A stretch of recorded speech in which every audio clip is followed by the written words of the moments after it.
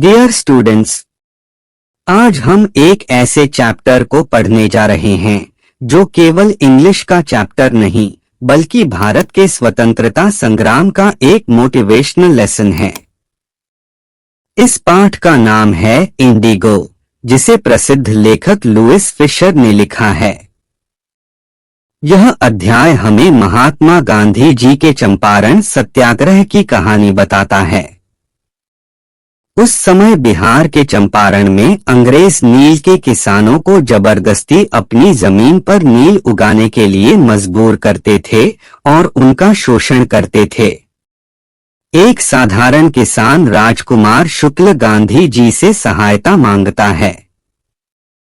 गांधी जी चंपारण पहुंचते हैं, किसानों की समस्याओं को समझते हैं और अहिंसा तथा सत्य के बल पर अंग्रेजों को झुकने पर मजबूर कर देते हैं। Now let's start the chapter Indigo. About the author, लेखक के बारे में। Louis Fischer 1896 to 1970 was born in Philadelphia. Louis Fischer 1896 से 1970 का जन्म फिलाडेल्फिया में हुआ था। He served as a volunteer in the British Army between 1918 and 1920. उन्होंने 1918 और 1920 के बीच ब्रिटिश सेना में एक स्वयंसेवक के रूप में सेवा की। Fisher made a career as a journalist and wrote for the New York Times, the Saturday Review and for European and Asian publications. Fischer ने एक पत्रकार के रूप में अपना करियर बनाया और the New York times, the Saturday review और यूरोपीय और एशियाई प्रकाशनों के लिए लिखा। He was also a member of the faculty at Princeton University. वह प्रिंसटन विश्वविद्यालय में संकाय फैकल्टी के सदस्य भी थे। The following is an excerpt from his book, The Life of Mahatma Gandhi. निम्नलिखित उनकी पुस्तक the life of Mahatma Gandhi का एक अंश एक्सर्प्ट है। The book has been reviewed as one of the best books ever written on Gandhi by Times Educational Supplement. Times Educational Supplement द्वारा इस पुस्तक को गांधी पर लिखी गई अब तक की सबसे बेहतरीन पुस्तकों में से एक के रूप में समीक्षित रिव्यू किया गया है। Now let's start the chapter. When I first visited Gandhi in 1942 at his ashram in Sevagram in central India, he said, I will tell you how it happened that I decided to urge the departure of the British. It was in 1917. जब मैं पहली बार 1942 में मध्य भारत के सेवाग्राम में गांधी जी के आश्रम में उनसे मिला तो उन्होंने कहा, मैं तुम्हें बताऊंगा कि ऐसा कैसे हुआ कि मैंने अंग्रेजों के जाने का आग्रह करने का फैसला किया। यह 1917 में था। He had gone to the December 1916 annual convention of the Indian National Congress Party in Lucknow. वह दिसंबर 1916 के लखनऊ में भारतीय राष्ट्रीय कांग्रेस पार्टी के वार्षिक अधिवेशन एनुअल कन्वेंशन में गए थे। There were 2,301 delegates and many visitors. वहां 2,301 प्रतिनिधि डेलीगेट्स और कई आगंतुक विजिटर्स थे। During the proceedings, Gandhi recounted, A peasant came up to me looking like any other peasant in India, poor and emaciated, and said, I am Rajkumar Shukla. I am from Champaran, and I want you to come to my district. कार्यवाही के दौरान गांधी जी ने याद करते हुए बताया, एक किसान मेरे पास आया जो भारत के किसी भी अन्य किसान की तरह दिख रहा था, गरीब और दुबला-पतला, emaciated, और कहा, मैं राजकुमार शुक्ला हूँ। मैं चंपारण से हूँ और मैं चाहता हूँ कि आप मेरे जिले में आएं। Gandhi had never heard of the place. Gandhi ji ने इस जगह के बारे में कभी नहीं सुना था। It was in the foothills of the towering Himalayas, near the kingdom of Nepal. यह नेपाल के साम्राज्य के पास विशाल टावरिंग हिमालय की तलहटी में था. Under an ancient arrangement, the Champaran peasants were sharecroppers. एक प्राचीन व्यवस्था के तहत चंपारण के किसान बटाईदार शेयरक्रॉपर्स थे. Rajkumar Shukla was one of them. Rajkumar Shukla उनमें से एक थे. He was illiterate but resolute.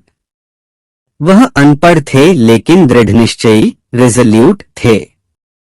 He had come to the Congress session to complain about the injustice of the landlord system in Bihar, and somebody had probably said, "Speak to Gandhi."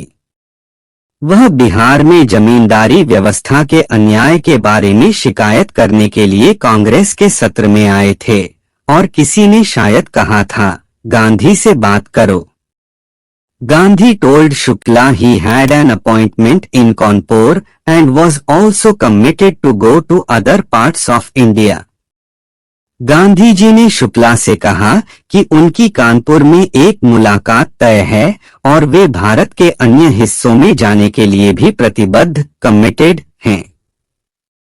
Shukla accompanied him everywhere. Shukla उनके साथ हर जगह गए. Then Gandhi returned to his ashram near Ahmedabad. फिर गांधी जी अहमदाबाद के पास अपने आश्रम लौट आए.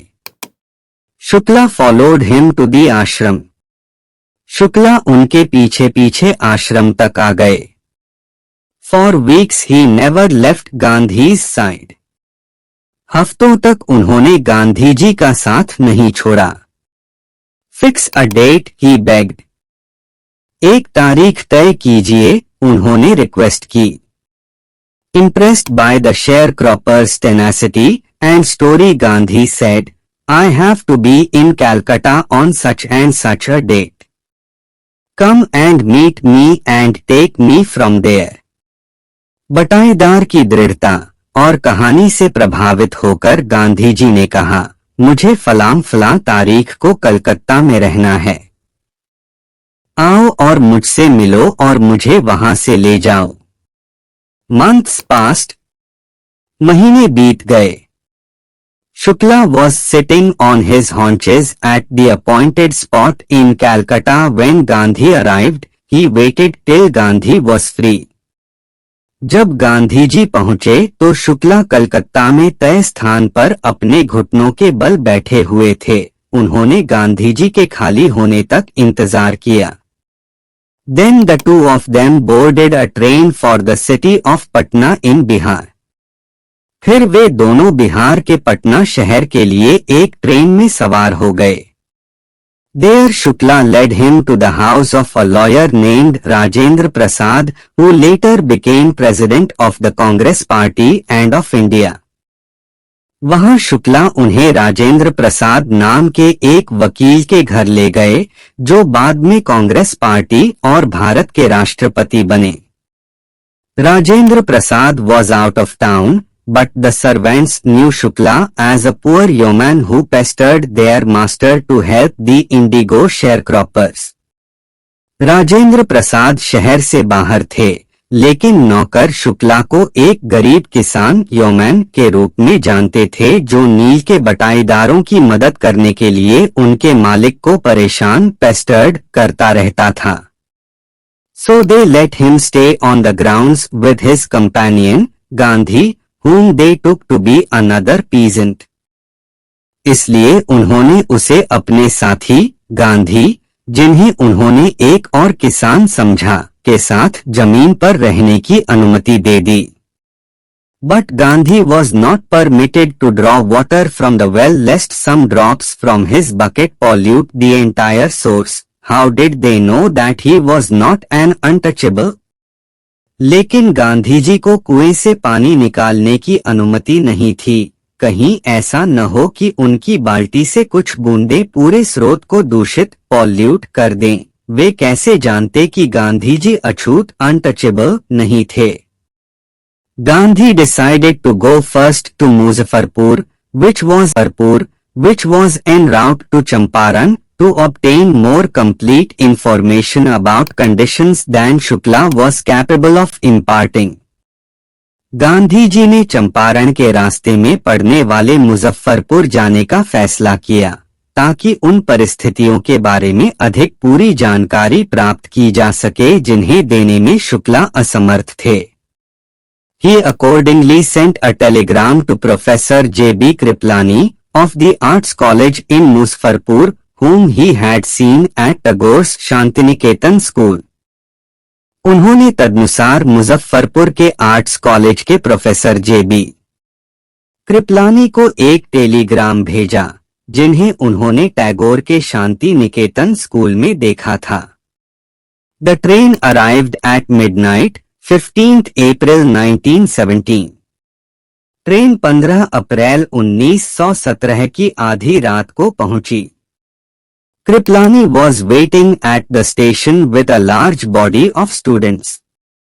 कृपलानी छात्रों के एक बड़े समूह के साथ स्टेशन पर इंतजार कर रहे थे. Gandhi stayed there for 2 days in the home of Professor Malkani, a teacher in a government school. Gandhi ji वहां एक सरकारी स्कूल के शिक्षक प्रोफेसर मलकानी के घर में 2 दिन रुके. It was an extraordinary thing in those days, Gandhi commented, for a government professor to harbor a man like me. Gandhi ji ने टिप्पणी की, उन दिनों में एक सरकारी प्रोफेसर के लिए मेरे जैसे आदमी को शरण देना, हार्बर, एक असाधारण बात थी. In smaller localities, the Indians were afraid to show sympathy for advocates of home rule. छोटे इलाकों में भारतीय स्वराज के समर्थकों के प्रति सहानुभूति दिखाने से डरते थे. The news of Gandhi's advent and of the nature of his mission spread quickly through Muzaffarpur and to Champaran. Gandhi ji के आगमन और उनके मिशन की प्रकृति की खबर मुजफ्फरपुर और चंपारण में तेजी से फैल गई. Sharecroppers from Champaran began arriving on foot and by conveyance to see their champion. Champaran के बटाईदार अपने मसीहा चैंपियन को देखने के लिए पैदल और वाहनों से पहुंचने लगे. Muzaffarpur lawyers called on Gandhi to brief him. They frequently represented peasant groups in court. They told him about their cases and reported the size of their fee. Muzaffarpur के वकीलों ने गांधी जी को पूरी स्थिति से अवगत कराने के लिए उनसे मुलाकात की. वे अक्सर अदालत में किसान समूहों का प्रतिनिधित्व करते थे. उन्होंने उन्हें अपने मामलों के बारे में बताया और अपनी फीस के आकार की जानकारी दी. Gandhi chided the lawyers for collecting big fee from the sharecroppers. Gandhi ji ने बटाईदारों से बड़ी फीस वसूलने के लिए वकीलों को फटकार लगाई. He said, I have come to the conclusion that we should stop going to law courts. Taking such cases to the courts does little good. Where the peasants are so crushed and fear-stricken, law courts are useless. The real relief for them is to be free from fear. उन्होंने कहा, मैं इस निष्कर्ष पर पहुंचा हूं कि हमें कानून की अदालतों में जाना बंद कर देना चाहिए. ऐसे मामलों को अदालतों में ले जाने से बहुत कम फायदा होता है. जहां किसान इतने कुचले हुए, क्रश्ड और डर से सहमे हुए हैं, वहां कानून की अदालतें बेकार हैं. उनके लिए वास्तविक राहत डर से मुक्त होना है. Most of the arable land in the Champaran district was divided into large estates owned by Englishmen and worked by Indian tenants. Champaran जिले की अधिकांश कृषि योग्य arable भूमि बड़ी रियासतों में बंटी हुई थी, जिसके मालिक अंग्रेज थे और जिन पर भारतीय किराएदार tenants काम करते थे. The chief commercial crop was indigo. मुख्य व्यावसायिक फसल नील इंडिगो थी. The landlords compelled all tenants to plant 3/20ths or 15% of their holdings with Indigo and surrender the entire Indigo harvest as rent. जमींदार सभी किराएदारों को अपनी जोत के 3/20 हिस्से या 15% हिस्से पर नील लगाने और पूरी नील की फसल को किराए के रूप में सौंपने के लिए मजबूर करते थे. This was done by long-term contract. यह एक दीर्घकालिक अनुबंध द्वारा किया जाता था. Presently, the landlords learned that Germany had developed synthetic indigo. वर्तमान में जमींदारों को पता चला कि जर्मनी ने सिंथेटिक कृत्रिम नील विकसित कर लिया है. They thereupon obtained agreements from the sharecroppers to pay them compensation for being released from the 15% arrangement. इसके बाद उन्होंने बटाईदारों से 15% की व्यवस्था से मुक्त होने के बदले में उन्हें मुआवजा देने के समझौते प्राप्त कर लिए. The sharecropping arrangement was irksome to the peasants, and many signed willingly. बटाईदारी की व्यवस्था किसानों के लिए कष्टदायक irksome थी और कई लोगों ने स्वेच्छा से हस्ताक्षर कर दिए. Those who resisted engaged lawyers, the landlords hired thugs. जिन्होंने विरोध किया उन्होंने वकील लगा लिए, जमींदारों ने गुंडे काम पर रख लिए. Meanwhile, the information about synthetic indigo reached the illiterate peasants who had signed, and they wanted their money back. इस बीच सिंथेटिक नील के बारे में जानकारी उन अनपढ़ किसानों तक भी पहुंच गई जिन्होंने हस्ताक्षर किए थे और वे अपने पैसे वापस चाहते थे. At this point Gandhi arrived in Champaran. इस मोड़ पर गांधी जी चंपारण पहुंचे. He began by trying to get the facts. उन्होंने तथ्यों को प्राप्त करने की कोशिश से शुरुआत की. First he visited the secretary of the British Landlords Association. सबसे पहले वे ब्रिटिश जमींदार संघ के सचिव से मिले. The secretary told him that they could give no information to an outsider. सचिव ने उनसे कहा कि वे किसी बाहरी व्यक्ति को कोई जानकारी नहीं दे सकते. Gandhi answered that he was no outsider. Gandhi ji ने उत्तर दिया कि वह कोई बाहरी व्यक्ति नहीं है. Next, Gandhi called on the British official commissioner of the Tirhut division in which the Champaran district lay. इसके बाद गांधी जी ने तिरहुत डिवीजन के ब्रिटिश आधिकारिक कमिश्नर से मुलाकात की जिसमें चंपारण जिला आता था. The commissioner Gandhi reports proceeded to bully me and advised me forthwith to leave Tirhut. Gandhi ji बताते हैं कमिश्नर मुझे डराने धमकाने बुली लगे और मुझे तुरंत तिरहुत छोड़ने की सलाह दी. Gandhi did not leave. Instead he proceeded to Motihari, the capital of Champaran. Gandhi ji ने तिरहुत नहीं छोड़ा. इसके बजाय वे चंपारण की राजधानी मोतिहारी चले गए. Several lawyers accompanied him. कई वकील उनके साथ गए.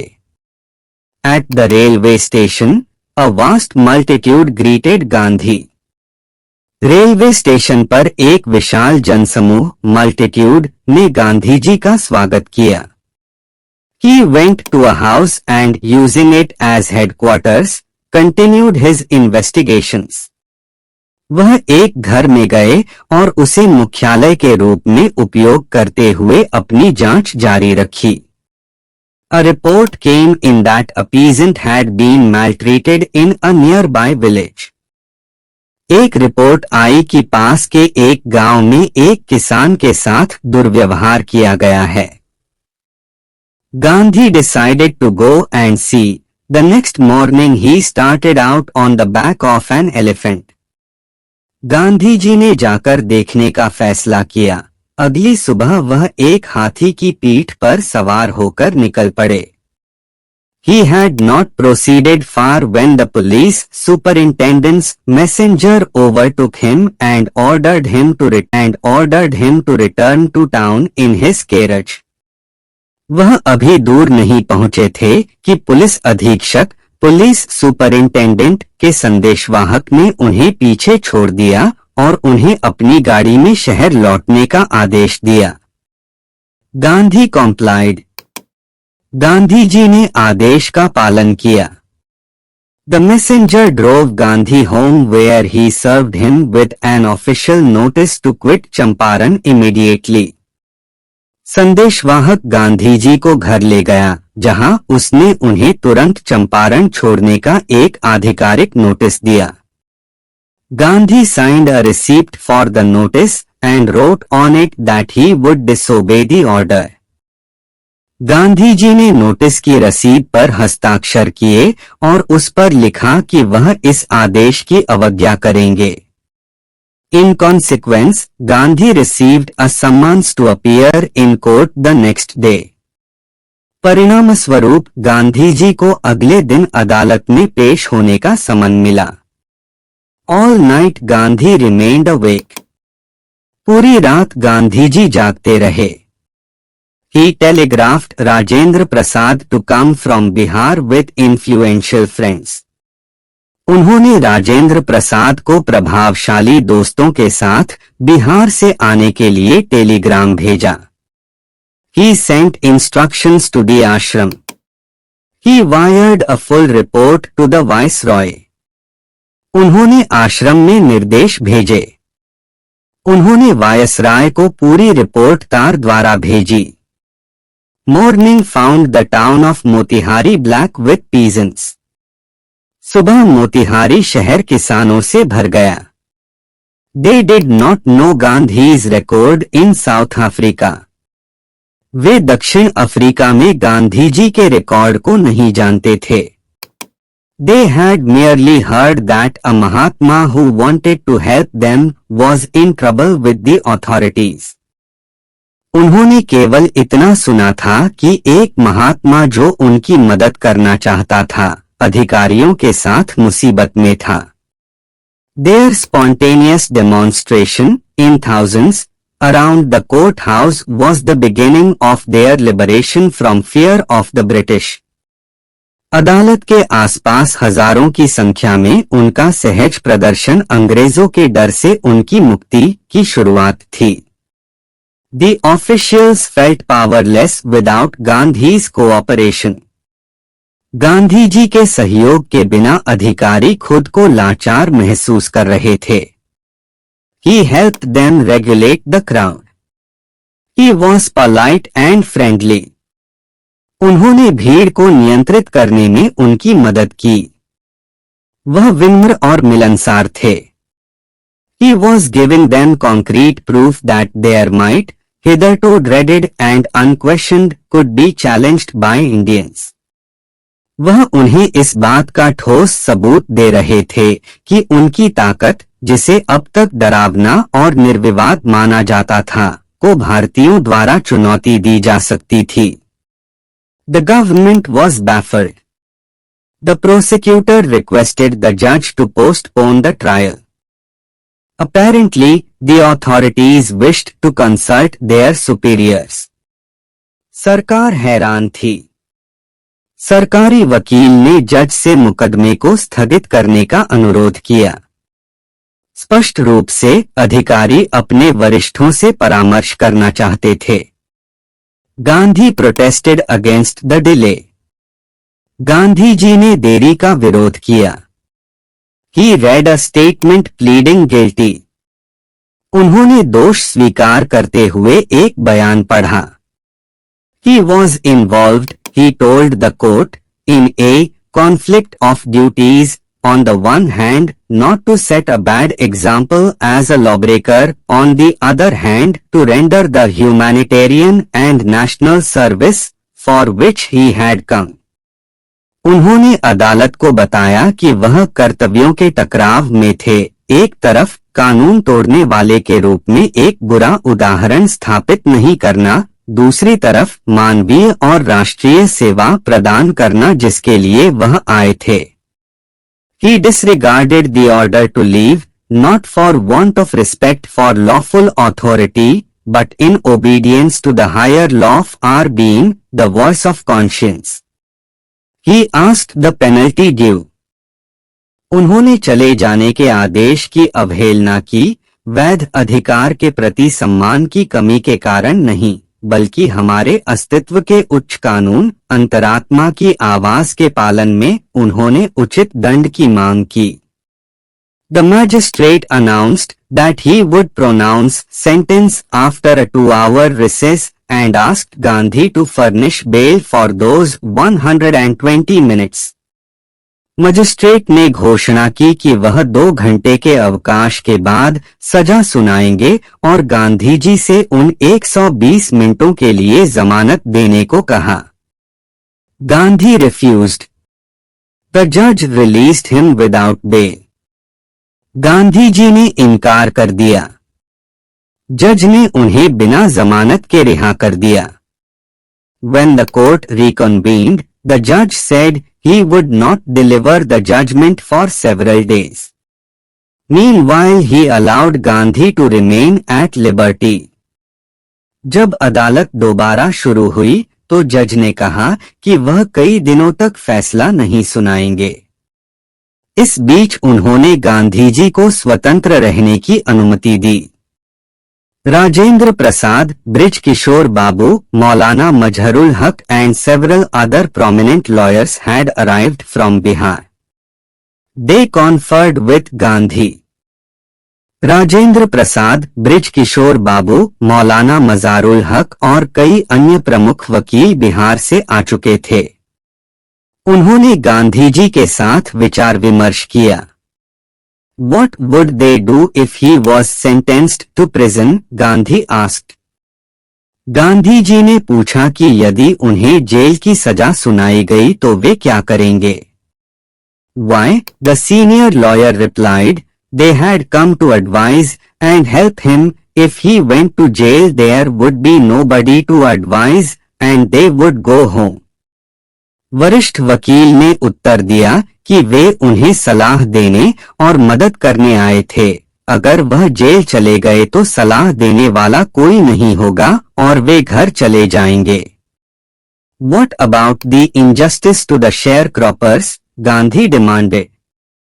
गांधी जी ने मांग की कि बटाईदारों के साथ हुए अन्याय का क्या होगा। The lawyers withdrew to consult. वकील सलाह करने के लिए पीछे हट गए। Rajendra Prasad has recorded the upshot of their consultations. They thought amongst themselves that Gandhi was totally a stranger and yet he was prepared to go to prison for the sake of the peasants. If they, on the other hand, being not only residents of the adjoining districts but also those who claimed to have served these peasants, should go home, it would be shameful desertion.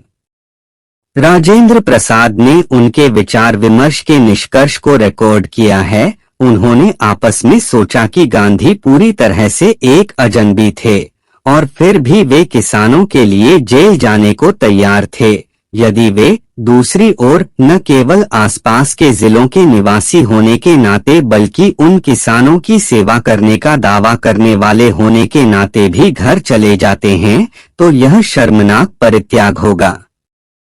They accordingly went back to Gandhi and told him they were ready to follow him into jail. तदनुसार वे गांधी जी के पास वापस गए और उनसे कहा कि वे jail में उनके पीछे चलने के लिए तैयार हैं। The Battle of Champaran is won, he exclaimed. Champaran की लड़ाई जीत ली गई है, उन्होंने उत्साह से कहा। Then he took a piece of paper and divided the group into pairs and put down the order in which each pair was to court arrest. फिर उन्होंने कागज का एक टुकड़ा लिया और समूह को जोड़ों में विभाजित कर दिया और वह क्रम लिख दिया जिसमें प्रत्येक जोड़े को गिरफ्तारी देनी थी। Several days later, Gandhi received a written communication from the magistrate informing him that the lieutenant governor of the province had ordered the case to be dropped. कई दिनों बाद गांधी जी को मजिस्ट्रेट से जिसमें उन्हें सूचित किया गया कि प्रांत के लेफ्टिनेंट गवर्नर ने मामले को वापस लेने का आदेश दिया था. Civil disobedience had triumphed, the first time in modern India. आधुनिक भारत में पहली बार सविनय अवज्ञा की जीत हुई थी. Gandhi and the lawyers now proceeded to conduct a far-flung inquiry into the grievances of the farmers. Gandhi ji और वकील अब किसानों की शिकायतों की व्यापक जांच करने के लिए आगे बढ़े. Depositions by about 10,000 peasants were written down and notes made on other evidence. Documents were collected. लगभग 10,000 किसानों के बयान लिखे गए और अन्य साक्ष्यों पर नोट बनाए गए. दस्तावेज एकत्र किए गए. The whole area throbbed with the activity of the investigators and the vehement protests of the landlords. पूरा इलाका जांचकर्ताओं की गतिविधि और जमींदारों के उग्र विरोध से गूंज उठा. In June, Gandhi was summoned to Sir Edward Gate, the Lieutenant Governor. जून में गांधी जी को lieutenant governor sir Edward Gait ने बुलाया था. Before he went, he met leading associates and again laid detailed plans for civil disobedience if he should not return. जाने से पहले उन्होंने प्रमुख सहयोगियों से मुलाकात की और यदि वे वापस न लौटें तो सविनय अवज्ञा के लिए फिर से विस्तृत योजनाएं बनाई. Gandhi had 4 protracted interviews with the lieutenant governor who, as a result, appointed an official commission of inquiry into the indigo sharecroppers situation. Gandhi ji के लेफ्टिनेंट गवर्नर के साथ 4 लंबे साक्षात्कार हुए, जिसके परिणामस्वरूप उन्होंने नील के बटाईदारों की स्थिति की जांच के लिए एक आधिकारिक आयोग नियुक्त किया. The commission consisted of landlords, government officials, and Gandhi as the sole representative of the peasants. आयोग में जमींदार, सरकारी अधिकारी और किसानों के एकमात्र प्रतिनिधि के रूप में गांधी जी शामिल थे. Gandhi remained in Champaran for an initial uninterrupted period of 7 months and then again for several shorter visits. Gandhi ji Champaran में शुरुआत में 7 महीने की निरंतर अवधि के लिए रहे और फिर कई छोटी यात्राओं के लिए आए. The visit, undertaken casually on the entreaty of an unlettered peasant in the expectation that it would last a few days, occupied almost a year of Gandhi's life. यह यात्रा, जो एक अनपढ़ किसान के अनुरोध पर आकस्मिक रूप से इस उम्मीद में की गई थी कि यह कुछ दिन चलेगी, ने गांधी जी के जीवन का लगभग 1 वर्ष ले लिया. The official inquiry assembled a crushing mountain of evidence against the big planters, and when they saw this they agreed, in principle, to make refunds to the peasants. आधिकारिक जांच ने बड़े बागान मालिकों के खिलाफ सबूतों का एक भारी पहाड़ इकट्ठा कर लिया, और जब उन्होंने इसे देखा तो वे सिद्धांतों में किसानों को रिफंड, धन वापसी करने के लिए सहमत हो गए. But how much must we pay? they asked Gandhi. लेकिन हमें कितना भुगतान करना होगा? उन्होंने गांधी जी से पूछा. They thought he would demand repayment in full of the money which they had illegally and deceitfully extorted from the sharecroppers. उन्होंने सोचा कि वह उस पैसे की पूरी वापसी की मांग करेंगे जो उन्होंने अवैध रूप से और धोखे से बटाईदारों से वसूला था. He asked only 50%. उन्होंने केवल 50% मांगा. There he seemed adamant, writes Reverend J.Z. Hodge, a British missionary in Champaran who observed the entire episode at close range. Champaran में एक ब्रिटिश मिशनरी रेवरेंड जे.जेड. हॉज, जिन्होंने पूरी घटना को करीब से देखा था, लिखते हैं, वहां वे अडिग लग रहे थे. Thinking probably that he would not give way, the representative of the planters offered to refund to the extent of 25%, and to his amazement Mr. Gandhi took him at his word, thus breaking the deadlock. यह सोचते हुए कि शायद वह पीछे नहीं हटेंगे, बागान मालिकों के प्रतिनिधि ने 25% तक रिफंड करने की पेशकश की, और उनके आश्चर्य का ठिकाना नहीं रहा जब मिस्टर गांधी ने उनकी बात मान ली. इस प्रकार गतिरोध, डेडलॉक, टूट गया. This settlement was adopted unanimously by the commission. इस समझौते को आयोग ने सर्वसम्मति से स्वीकार कर लिया. Gandhi explained that the amount of the refund was less important than the fact that the landlords had been obliged to surrender part of the money and, with it, part of their prestige. Gandhi ji ने समझाया कि refund की राशि उस तथ्य से कम महत्वपूर्ण थी कि जमींदारों को पैसे का हिस्सा और उसके साथ अपनी प्रतिष्ठा, प्रेस्टीज, का हिस्सा सौंपने के लिए मजबूर होना पड़ा था. Therefore, as far as the peasants were concerned, the planters had behaved as lords above the law. इसलिए, जहां तक किसानों का संबंध था, बागान मालिकों ने कानून से ऊपर के आकाओं की तरह व्यवहार किया था. Now the peasant saw that he had rights and defenders. He learned courage. अब किसान ने देखा कि उसके पास अधिकार और रक्षक हैं. उसने साहस सीखा. Events justified Gandhi's position. Within a few years the British planters abandoned their estates, which reverted to the peasants. Indigo sharecropping disappeared. घटनाओं ने गांधी जी की स्थिति को सही साबित किया. कुछ ही वर्षों में ब्रिटिश बागान मालिकों ने अपनी जागीरें छोड़ दी, जो किसानों के पास वापस आ गईं. नील की बटाईदारी गायब हो गई. Gandhi never contented himself with large political or economic solutions. Gandhi ji ने कभी भी खुद को बड़े राजनीतिक या आर्थिक समाधानों तक सीमित नहीं रखा. He saw the cultural and social backwardness in the Champaran villages and wanted to do something about it immediately. उन्होंने चंपारण के गांवों में सांस्कृतिक और सामाजिक पिछड़ापन, बैकवर्डनेस, देखा और तुरंत इसके बारे में कुछ करना चाहते थे. He appealed for teachers. उन्होंने शिक्षकों के लिए अपील की. Mahadev Desai and Narhari Parikh, two young men who had just joined Gandhi as disciples, and their wives, volunteered for the work. Mahadev Desai और नरहरि पारिख, दो युवक जो अभी-अभी गांधी जी के साथ शिष्यों के रूप में जुड़े थे, और उनकी पत्नियों ने काम के लिए स्वेच्छा से सेवा दी.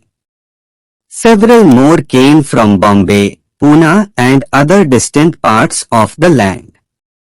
बम्बई, पूना और देश के अन्य दूरदराज के हिस्सों से कई और लोग आए.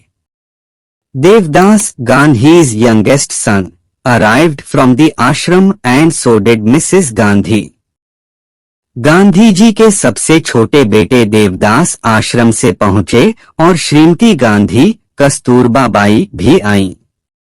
Primary schools were opened in 6 villages. Kasturbai taught the ashram rules on personal cleanliness and community sanitation. 6 गांवों में प्राथमिक स्कूल खोले गए. कस्तूरबाई ने व्यक्तिगत स्वच्छता और सामुदायिक स्वच्छता पर आश्रम के नियम सिखाए. Health conditions were miserable. स्वास्थ्य की स्थिति दयनीय थी. Gandhi got a doctor to volunteer his services for 6 months. Gandhi ji को 6 महीने के लिए अपनी सेवाएं देने के लिए एक डॉक्टर मिला. 3 medicines were available: castor oil, quinine and sulphur ointment. 3 दवाएं उपलब्ध थीं, अरंडी का तेल कुनैन और सल्फर मरहम। Anybody who showed a coated tongue was given a dose of castor oil. Anybody with malaria fever received quinine plus castor oil. Anybody with skin eruptions received ointment plus castor oil. जिस किसी की भी जीभ पर परत जमी होती थी उसे अरंडी का तेल की एक खुराक दी जाती थी। मलेरिया बुखार वाले किसी भी व्यक्ति को कुनैन और अरंडी का तेल मिलता था। त्वचा पर चकत्ते वाले किसी भी व्यक्ति को मरहम और अरंडी का तेल मिलता था। Gandhi noticed the filthy state of women's clothes. He asked Kasturbai to talk to them about it. Gandhi ji ने महिलाओं के कपड़ों की गंदी स्थिति पर ध्यान दिया। उन्होंने कस्तूरबाई से इस बारे में उनसे बात करने को कहा। One woman took Kasturbai into her hut and said, "Look, there is no box or cupboard here for clothes. The sari I am wearing is the only one I have." एक महिला कस्तूरबाई को अपनी झोपड़ी में ले गई और कहा, देखो, यहाँ कपड़ों के लिए कोई बक्सा या अलमारी नहीं है। जो साड़ी मैंने पहन रखी है, वही मेरे पास एकमात्र साड़ी है। During his long stay in Champaran, Gandhi kept a long-distance watch on the ashram. Champaran में अपने लंबे प्रवास के दौरान गांधी जी ने आश्रम पर दूर से नजर रखी।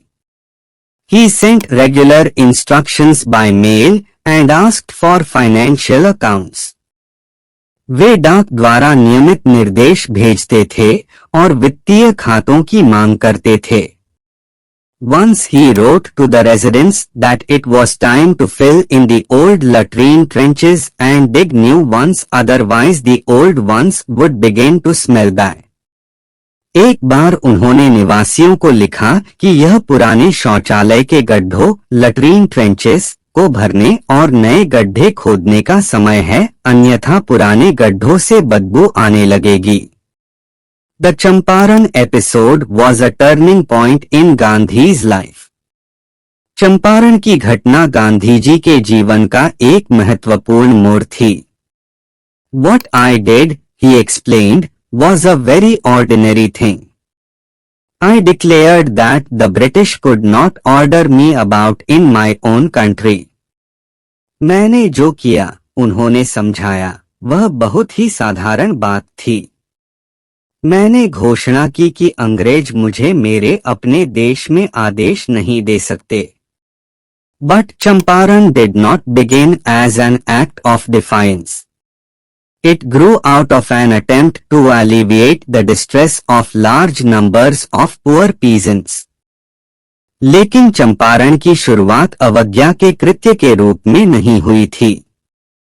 यह बड़ी संख्या में गरीब किसानों के संकट को कम करने के प्रयास से पैदा हुआ था। This was the typical Gandhi pattern. His politics were intertwined with the practical, day-to-day problems of the millions. यह विशिष्ट गांधीवादी तरीका था। उनकी राजनीति लाखों लोगों की व्यावहारिक दिन प्रतिदिन की समस्याओं के साथ गुंथी हुई थी। His was not a loyalty to abstractions, it was a loyalty to living, human beings. उनकी निष्ठा अमूर्त चीजों के प्रति नहीं थी, यह जीवित मानवीय प्राणियों के प्रति निष्ठा थी। In everything Gandhi did, moreover, he tried to mold a new free Indian who could stand on his own feet and thus make India free. इसके अलावा गांधी जी ने जो कुछ भी किया उसमें उन्होंने एक नए स्वतंत्र भारतीय को ढालने मोल्ड का प्रयास किया जो अपने पैरों पर खड़ा हो सके और इस प्रकार भारत को स्वतंत्र बना सके। Early in the Champaran action, Charles Freer Andrews, the English pacifist who had become a devoted follower of the Mahatma, came to bid Gandhi farewell before going on a tour of duty to the Fiji Islands. Champaran आंदोलन की शुरुआत में Charles Freer Andrews, जो एक अंग्रेजी शांतिवादी थे और महात्मा के समर्पित अनुयायी बन गए थे, फिजी द्वीप समूह में ड्यूटी पर जाने से पहले गांधी जी से विदा लेने आए थे। Gandhi's lawyer friends thought it would be a good idea for Andrews to stay in Champaran and help them. Andrews was willing if Gandhi agreed. But Gandhi was vehemently opposed. Gandhi ji के वकील मित्रों ने सोचा कि एंड्रयूज का चंपारण में रहना और उनकी मदद करना एक अच्छा विचार होगा। एंड्रयूज इसके लिए तैयार थे यदि गांधी जी सहमत होते, लेकिन गांधी जी ने इसका कड़ा विरोध किया। He said, "You think that in this unequal fight it would be helpful if we have an Englishman on our side. This shows the weakness of your heart. The cause is just and you must rely upon yourselves to win the battle. You should not seek a prop in Mr. Andrews because he happens to be an Englishman." उन्होंने कहा, आप सोचते हैं कि इस असमान लड़ाई में यदि हमारे पक्ष में एक अंग्रेज हो तो यह मददगार होगा। यह आपके दिल की कमजोरी को दर्शाता है। कारण न्याय संगत है और युद्ध जीतने के लिए आपको खुद पर भरोसा करना चाहिए। आपको मिस्टर एंड्रयूज में सहारा नहीं ढूंढना चाहिए क्योंकि वे एक अंग्रेज हैं। He had read our minds correctly, Rajendra Prasad comments, and we had no reply. Gandhi in this way taught us a lesson in self-reliance. उन्होंने हमारे मन को सही पढ़ा था, राजेंद्र प्रसाद टिप्पणी करते हैं, और हमारे पास कोई जवाब नहीं था। गांधी जी ने इस तरह हमें आत्मनिर्भरता का पाठ सिखाया। Self-reliance, Indian independence, and help to sharecroppers were all bound together. आत्मनिर्भरता, भारतीय स्वतंत्रता और बटाईदारों की मदद, ये सब आपस में बंधे हुए थे। अगले वीडियो में चैप्टर के क्वेश्चंस आंसर्स को डिटेल्स में स्टडी करेंगे। Follow and subscribe the channel. Thank